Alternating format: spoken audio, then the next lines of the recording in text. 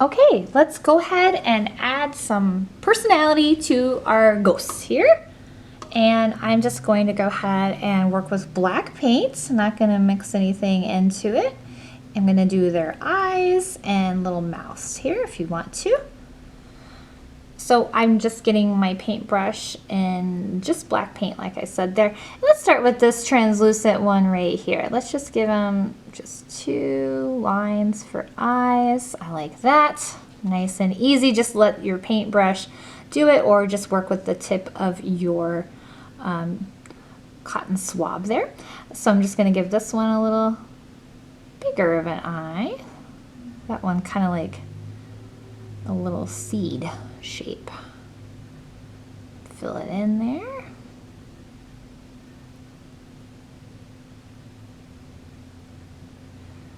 Okay, and maybe he's smiling, he's happy. And you can add shapes to your jack-o'-lantern. Bring this one to life with some eyes and a mouth. And as these get tinier back there, you may decide that you'd like to work with a pen or a fine tip marker. So I will show you what I wanted to do on mine with those, before, or rather after I add some eyes. So just eyes for that one, maybe a couple back here too. Nothing too fancy. Maybe he's got his mouth open. So scary. Oh, very scary. Okay.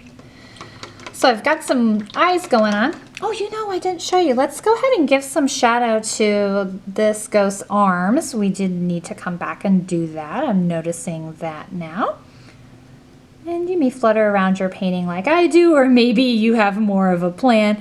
But sometimes I'm having fun with things and I realize, oh, I missed something. I'm going to come back. So I've just went back and added some gray to my paintbrush, and I'm just going to go in here and just drop a little shadow there to show where the arm would be, kind of differentiate it from the body.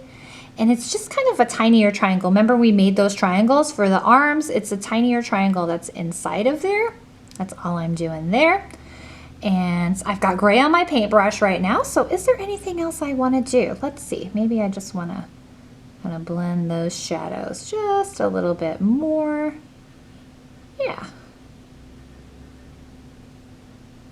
So don't ever feel like one pass is all you need to do. You can always come back, especially now that he kind of has his little face there. So maybe I want to add just a little bit of shadow to this, a little bit more,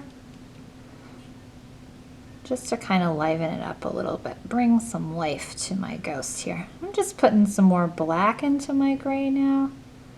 Just getting a little of a darker shadow there. Okay. All right, very good. So if you do, feel like you're not happy with something you did, maybe that line got a little lower. See, I don't know if you could tell, but mine did. But let's say I wasn't happy with that. You can take that off easily with a cotton swab. I'm just gonna dip it in some water here, and then I'm just gonna come right onto the spot I wanna remove, and I'm just gonna scrub it off there a little bit. And because we have created this surface by gluing down a print, it does come off very nicely. This technique of getting a cotton swab and wiping it wouldn't work if we weren't working on something that's already there. If you were just using like a canvas, that wouldn't work. But because the surface is so nice and smooth, it works out pretty nicely. All right, talking about cool things we can do on this canvas, another cool thing that you might try is turning your paintbrush upside down. So here I am with my bristles, but if I go to my other side, it's kind of like a dull stick. And what you can do is scrape and scratch things away. So maybe on this pumpkin right here, I just want to scratch a little bit there. Let me get that tip a little wet there. There we go. I just got the tip of this paintbrush wet. And there I'm scratching out a little section there, and I can come and blot that dry. Let me just catch that drip before it takes off there. So that's one way to get some of that paint off again. So if you decide, I want my ghost a little more translucent on there, I'll try that technique on my ghost here and show you how that would look. Maybe you decide, oh, I need a little more translucence on here. Actually, yeah, it's just coming off on its own. just with the water. Look at that. That's kind of cool.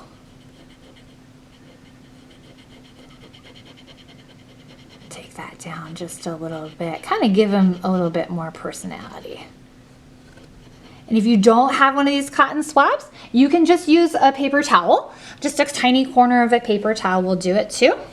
But yeah, you can also, this technique does work a little better when it's wet, but you can use the scratchy end of your paintbrush, like to put a little highlight in that black eye there.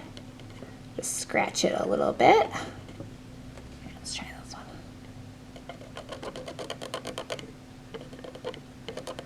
Got a little bit of a highlight going on in his eye now. Not anything too big, just a little subtle thing. Okay, so my example here, I'm gonna put my example in front here.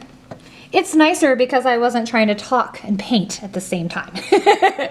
Oh, I did not show you these little dabs of leaves, but all you would do with those, just get into your paint and dabble a mid-tone color, and then dabble your lighter color on top or slightly to the side, so you're still seeing some of those darker spots, and just make that a little brighter.